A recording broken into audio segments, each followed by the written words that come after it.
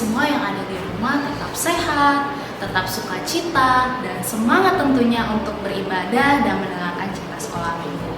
Sekarang kakak mau tanya, di sini siapa yang sudah siap untuk mendengar cerita firman Tuhan? Coba angkat tangannya.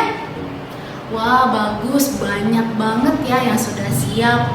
Nah, adik-adik pastinya adik-adik juga sudah menyiapkan Alkitab ya, dan tentunya hati juga.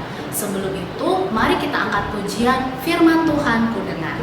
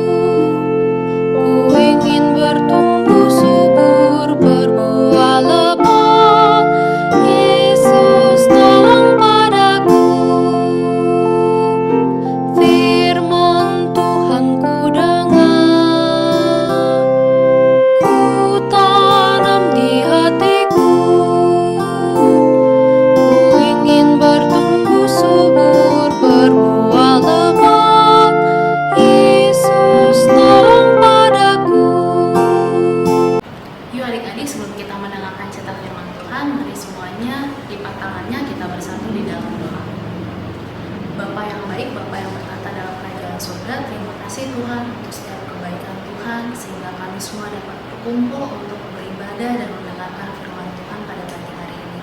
Berkati untuk semua adik-adik kelas Daniel maupun Elia Bapa, agar kiranya kami semua dapat sungguh-sungguh selama kami mendengarkan firman-Mu, dan biarlah kiranya Tuhan yang boleh memberkati Kak Natalia dan Kak Setia dalam memberitakan firman Tuhan pada pagi hari ini. Kami serahkan waktu ke depannya hanya di dalam nama Tuhan Yesus. Kami telah berdoa dan mengucap syukur. Amin. Adik-adik, ada yang tahu nggak sih hari ini minggu apa? Nah, hari ini adalah Minggu Okuli. Artinya, mataku tetap terarah kepada Tuhan. Nah, sebelum kita mendengarkan firman Tuhan, yuk kita mau baca Alkitab kita dari Kisah Para Rasul 8 ayat 9 sampai 13. Sekali lagi, Kisah Para Rasul 8 ayat 9 sampai 13. Nah, nanti ayat 8 sampai 10 dibacakan oleh Kak Setia, dan ayat 11 sampai 13 dibacakan oleh Kak Natalia.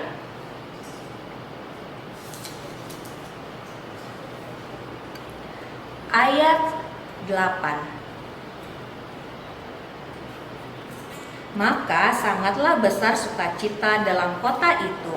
Seorang yang bernama Simon telah sejak dahulu melakukan sihir di kota itu dan menakjubkan rakyat Samaria, serta berlagak seolah-olah ia seorang yang sangat penting.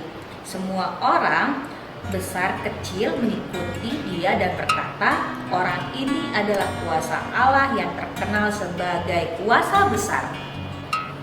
Ayat 11, dan mereka mengikutinya karena sudah lama ia menakjubkan mereka oleh perbuatan sihirnya. Ayat 12, tetapi sekarang mereka percaya kepada Filipus yang memberitakan Injil tentang kerajaan Allah dan tentang nama Yesus Kristus, dan mereka memberi diri mereka dibaptis, baik laki-laki maupun perempuan. Ayat 13, Simon sendiri juga menjadi percaya, dan sesudah dibaptis ia senantiasa bersama-sama dengan Filipus, dan takjub ketika ia melihat tanda-tanda dan mukjizat-mukjizat besar terjadi. Demikianlah firman Tuhan. Adik-adik, yuk kita mau menonton dan kita simak ya video berikut ini.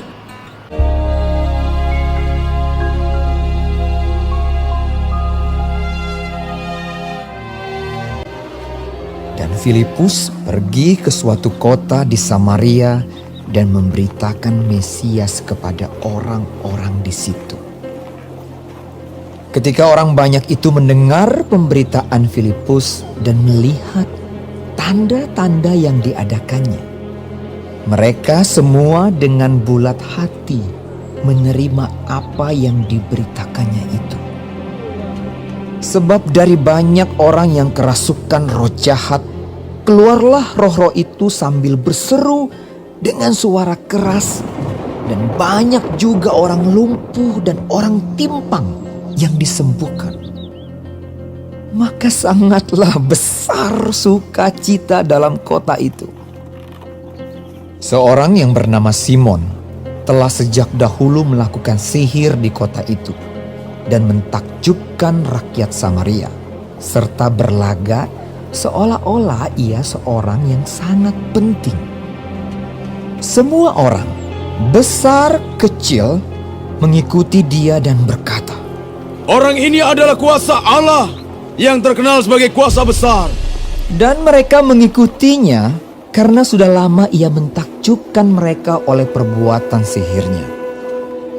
Tetapi sekarang mereka percaya kepada Filipus yang memberitakan Injil tentang kerajaan Allah dan tentang nama Yesus Kristus.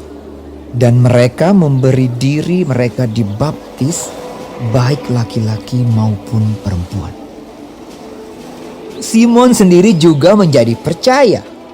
Dan sesudah dibaptis, ia senantiasa bersama-sama dengan Filipus dan takjub ketika ia melihat tanda-tanda dan mujizat-mujizat besar yang terjadi.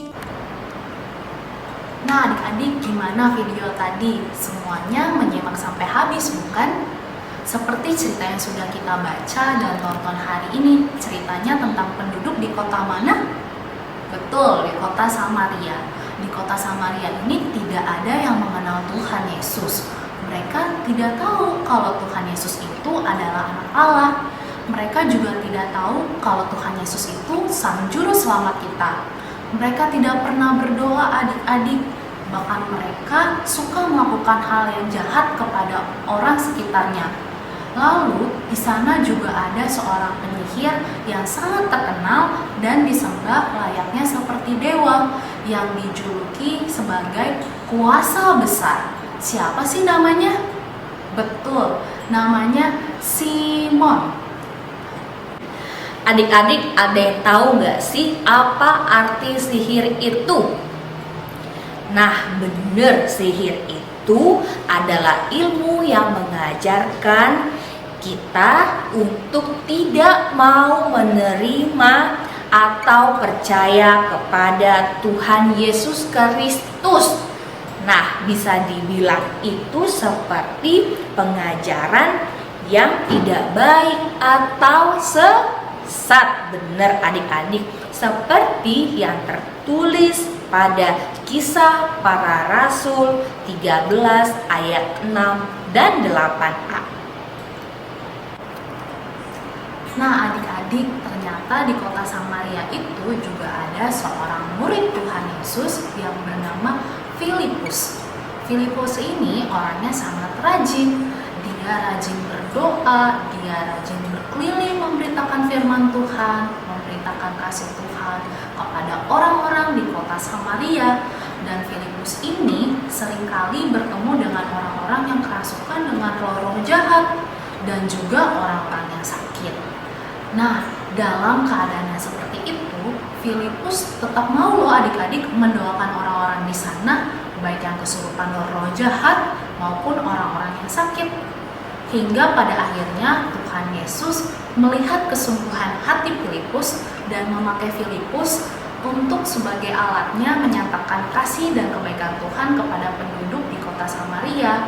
Sehingga pada akhirnya orang-orang di sana melihat mukjizat-mukjizat Tuhan yang terjadi kepada mereka adik-adik. Dari situ mulailah orang-orang Samaria mulai percaya kepada Tuhan Yesus Kristus karena mereka telah melihat mukjizat Tuhan Yesus. Mereka telah mendengarkan tentang kebaikan Tuhan Yesus dari Filipus. Nah, Filipus itu nggak pernah loh adik-adik lupa absen sekalipun untuk memberitakan firman Tuhan di kota Samaria tersebut.